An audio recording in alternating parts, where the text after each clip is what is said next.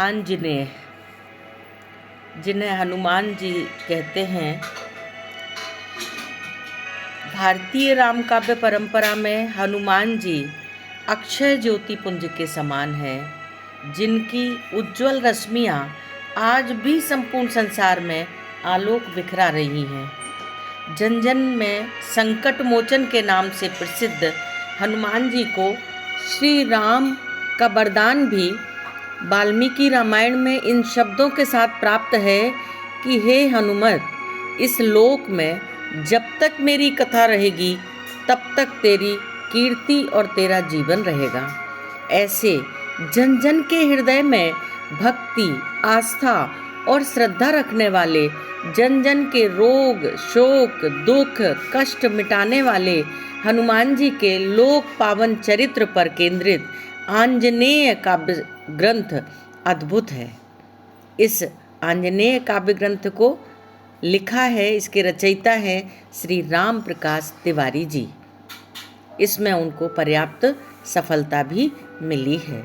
इसमें कवि ने हनुमान जी के अतुलित बल, पराक्रम, पुरुषार्थ एवं बुद्धिमताम वरिष्ठम गुणों की असंख्य प्रचलित गाथाओं को गुंफित कर विशद वर्णन किया है।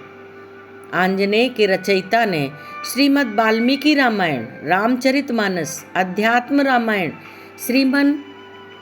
श्री हनुमान नाटक, पवन पुत्र, करहु कृपा गुरुदेव की नाई, हनुमान चालीसा, बजरंग बाण, हनुमत स्तवन, अनेक अनेक ग्रंथों का आधार लेकर के भक्त हृदय हो करके हनुमान जी का चरित्र गान किया है। आंजनेय काव्य ग्रंथ में हनुमान जी को उनके चरित्र की संपूर्ण विशेषताओं के साथ एक नए अवतार, एक नवीन रूप में प्रस्तुत किया है। इसमें रामचरितमानस जैसा प्रबंध निर्वाह, मानवीय भावों का सूक्ष्मतम विश्लेषण, अद्भुत रचना कौशल का परिचय एक साथ होता है।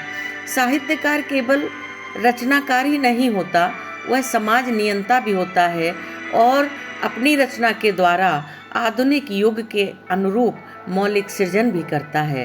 तो इस तरह से इस ग्रंथ का शुभारंभ मंगलाचरण से किया है।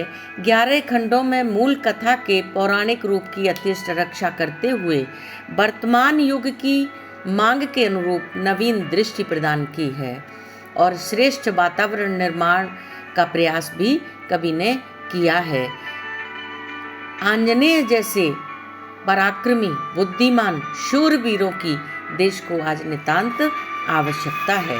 तो भारतीय महाकाव्य परंपरा में हनुमान जी भगवान शिव के 11वें रुद्रावतार माने जाते हैं। मंगलाचरण में हनुमान मंगलाचरण के साथ इस ग्रंथ में हनुमान खंड, अंजनी सुत खंड, सुग्रीव मैत्री खंड, उदधिक्रमण खंड, सीता शोक विनाशक खंड, दशग्रीव दर्पहरण खंड, विभीषण श्रीपद खंड, लक्ष्मण प्राणद खंड, महाबल खंड, रामेष्ट खंड, अमित विक्रम खंड में हनुमान जी के बचपन के पूर्व की कथा से लेकर राम जन्म के साथ राम विजय यात्रा तक की संपूर्ण रामायण को इस ग्रंथ में समाहित किया है।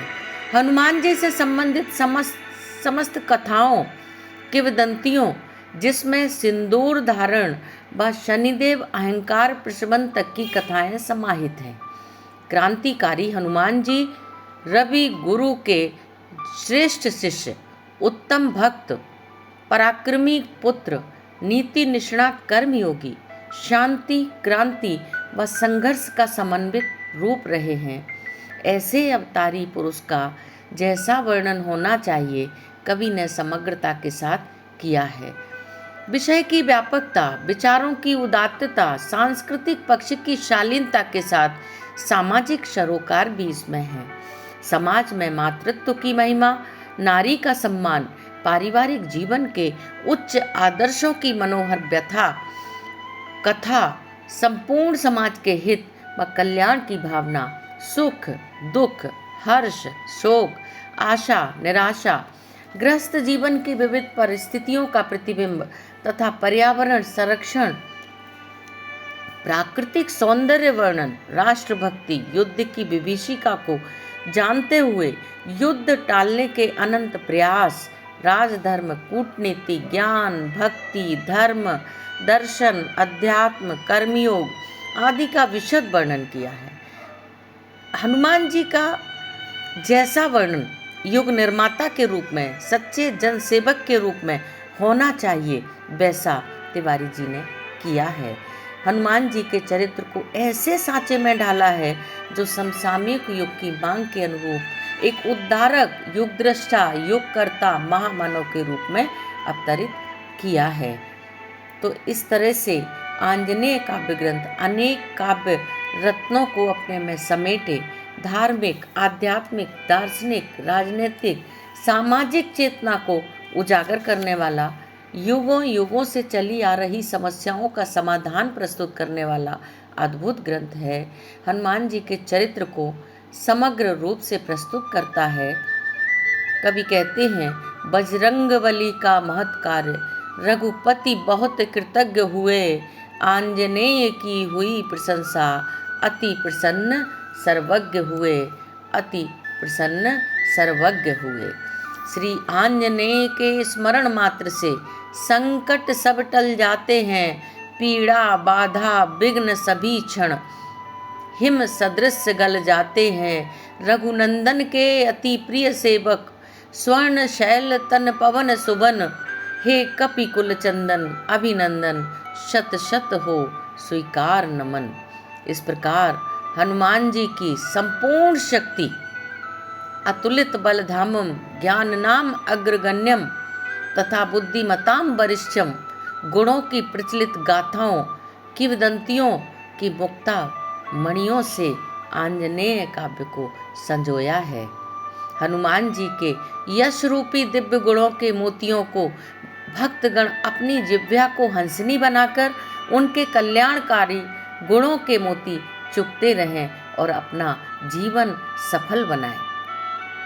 हनुमत कृपा को महसूस करें।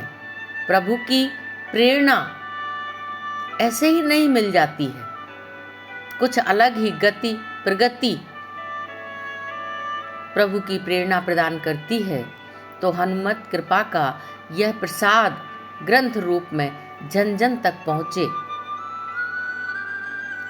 विवेक प्रदीप्त मस्तिष्क से भारतीय संस्कृति की मान्यता के अनुरूप श्री रामभद्र हनुमान जी के चरित्र और लीलाओं का अद्भुत वर्णन इस ग्रंथ में है।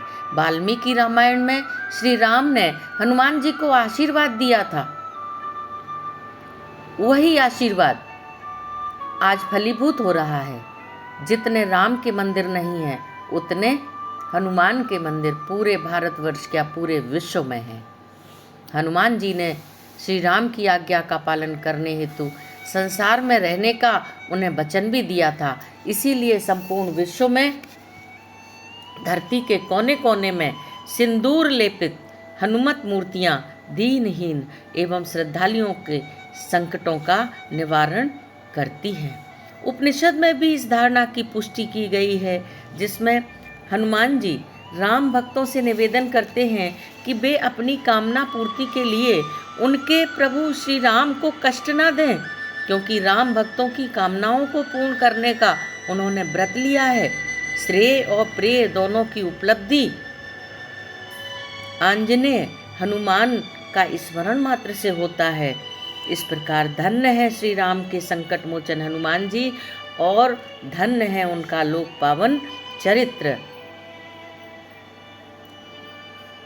मोरे मन प्रभु अस विश्वासा, राम ते अधिक राम कर दासा। गोस्वामी जी के इस मंत्र स्वरूप वाक्य को भी हम समझें। निष्कामता का आदर्श चाहे जितना उच्च कोटि का क्यों ना हो, वह जन जन के जीवन में घटित नहीं हो सकता। इसलिए जनमानस की समस्त कामनाओं को श्री हनुमान जी बड़ी विनम्रता के साथ, तन्मयता के साथ पूर्ण करते हैं। हनुमान जी के चरित्र का दर्पण है ये आंजनेय काव्य। लोकोत्तर सकल गुण निधानम। हनुमान जी के धैर्य, पराक्रम, विनम्रता, शक्ति के तेज पुंज, स्वधर्म में स्थिर, तत्वार्थ परिज्ञान में निपुण, शौर्य, विवेक एवं आत्मनिग्रह आदि सद्गुणों का समन्वय हनुमान जी हैं। इस तरह से कवि ने लिखा है कि जिस माटी में जन्म लिया है, मातृभूमि है वह प्यारी, जिसने अन्न सलिल निज देकर तन रक्षा की हमारी, राष्ट्र ध्वज कर्तव्य हमारा सदा सदा सम्मानित हो, ज्ञान और विज्ञान देश का अर्थतंत्र मजबूत रहे, देश राष्ट्र के श्री चरणों में अर्पित सभी सपूत रहें, संस्कृति अरु साहित्य राष्ट्र का, लोक कला हो संरक्षित, वैभव प्रतिभा प्रकृति हो भुजबल जनबल से रक्षित। आज की आधुनिक नारी को सबला बनाने के लिए सीता जी के आदर्श को हम सबको अपनाना होगा।